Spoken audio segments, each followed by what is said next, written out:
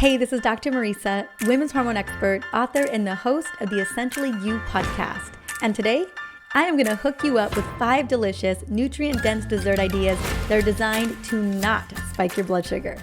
Now, you're probably thinking, how can a dessert even be a dessert and not cause a blood sugar spike? Well, let me be the first to tell you, there are ways to make this kind of magic happen, believe me. And these desserts are not only good for your blood sugar, but they are also good for your emotional well-being because you can still indulge in the goodness that they bring, especially when you need it most without any of the guilt or hopping on the blood sugar roller coaster. So I like to call these desserts mindful meditations because when you're fully present and savoring them, you get so many more side benefits. And I'm all about the side benefits. Now, before we get into the actual desserts, I want to just share some of the reasons why our usual desserts are not so good for us. Most of the desserts on the market are high in simple sugars. This doesn't matter if we're talking about processed white sugar or natural sugar like maple syrup or coconut sugar. At the end of the day, they all break down into glucose, triggering a blood sugar response and most likely a blood sugar spike. In the long run, excessive sugar consumption may lead to a slew of health concerns, including insulin resistance, polycystic ovarian syndrome, type 2 diabetes, non-alcoholic fatty liver disease, cardiovascular disease, cognitive dysfunction, and even mental health and mood conditions. Now, what are some of the other concerns around the standard run-of-the-mill desserts that you find on the grocery shelves? Along with sweeteners, they typically are made with nutrient-devoid refined carbohydrates and processed seed oils.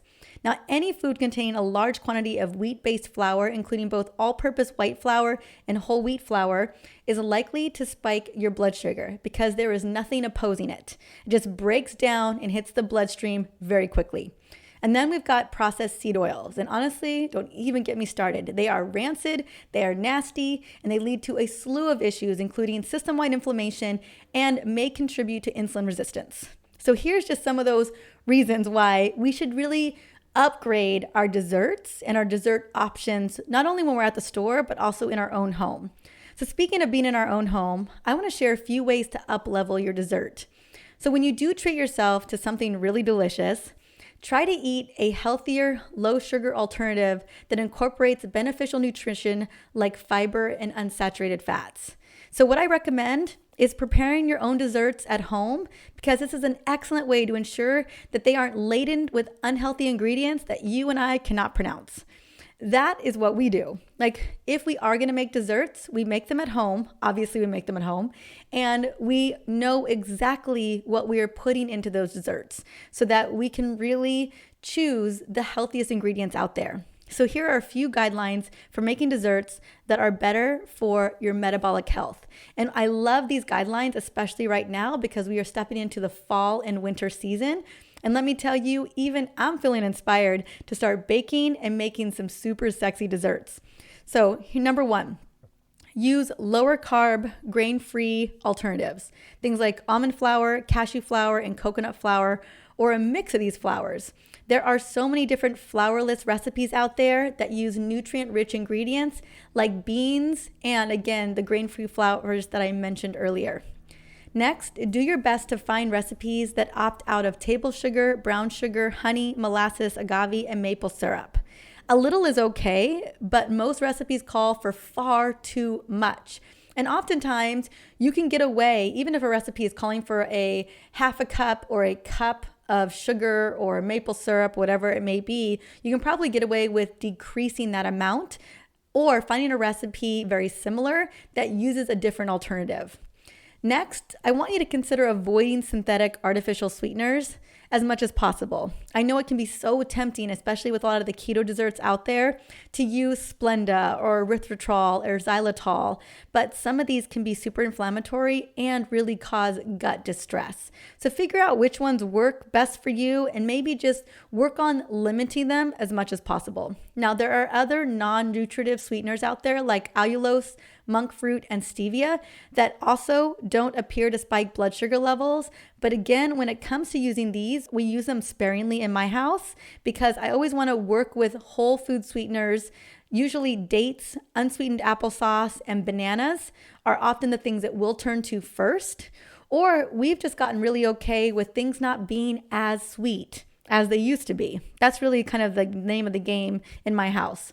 And then lastly, you want to choose unrefined fat sources like nut butters, coconut milk, and avocado instead of canola oil or vegetable oils whenever possible. Now, these three, nut butters, coconut milk, and avocado, are what we lean on the most when it comes to smoothies, when it comes to baking. Like, this is where we find kind of that sweet spot for getting the creaminess and that fat flavor without compromising the integrity of our body and our gut by causing more inflammation.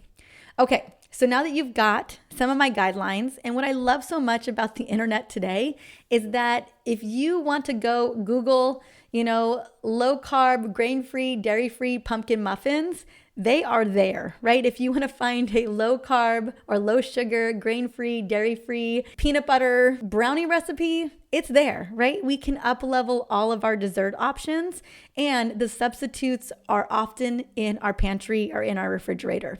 Okay, so now that you have some great ideas for making healthier desserts this fall and winter, what I want to do is share my 5 healthy dessert recipes that we lean on, a couple times a month in my house. So dessert idea number 1.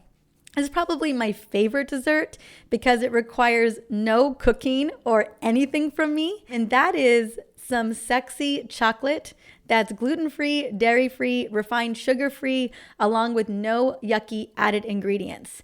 Here's the thing about a couple squares of dark chocolate or a half a chocolate bar. Man, it will get the job done every time. So the 3 brands that I love are Hue Chocolate, Alter Ego, and Evolve Chocolate.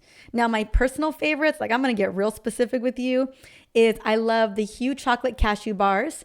I love the chocolate covered cashews that they do. They make chocolate covered all kinds of yummy nuts.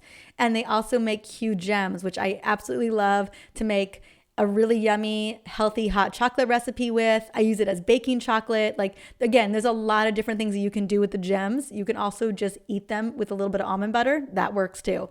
And then when it comes to Evolve Chocolate, I love their keto brownie butter chocolate bar and their almond butter keto cups. Again, the ingredients in these 2 different types of chocolate companies are phenomenal. No soy lectins, no additives, preservatives. The chocolate is the real deal. And again, sometimes a couple squares of a great chocolate bar just gets the job done, right? At 2 or 3 o'clock in the afternoon when you need a little something, that's what I'll turn to every now and again. All right, number 2 is a vegan chocolate avocado mousse. What I love about this particular dessert is it is so nutrient dense. You are getting so much healthy fats, monounsaturated fats, and fiber from the avocados, including all kinds of antioxidants. You're also going to get some goodness from the unsweetened cocoa powder. And then you're just working with a couple of dates.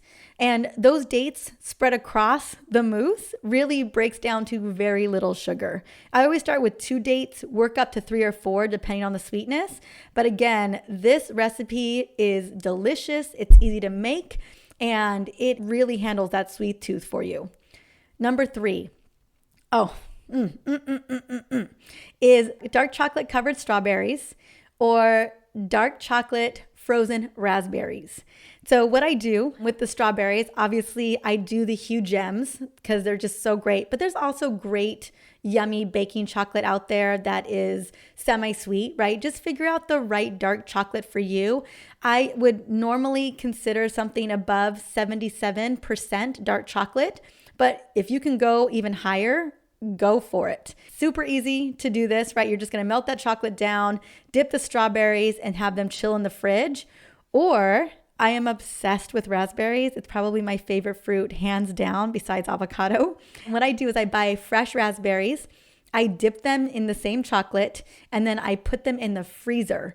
And oh my goodness, so incredible. They're like these perfect little frozen raspberry chocolate, just yummy things. Oh my gosh, so something to try. Number 4, a raspberry chia pudding. You can even do a chocolate chia pudding. There's so much you can do with a chia pudding. Or simply berries and unsweetened coconut whip. So we have at all times several cans of coconut whip or coconut cream that we put in the fridge, and then we literally just whip up. We often do it with cinnamon, a little bit of vanilla extract, and often I will also do a little bit of orange zest as well. And then we just have like a plethora of different berries. Strawberries are my favorite, but blueberries, blackberries, raspberries, and it is just the sweetest, yummiest dessert. But again, berries pack such a powerful antioxidant punch, and they have so much fiber that you rarely will see a blood sugar response from that. And then the last one that I love, and again, you just have to find a recipe that really speaks to you, is keto brownies. This is actually something I'm gonna make this weekend. I have found several keto brownie recipes that are just rich and they are full of yummy, good ingredients. And again, I'm not using a lot of sugar at all or a lot of synthetic sweeteners.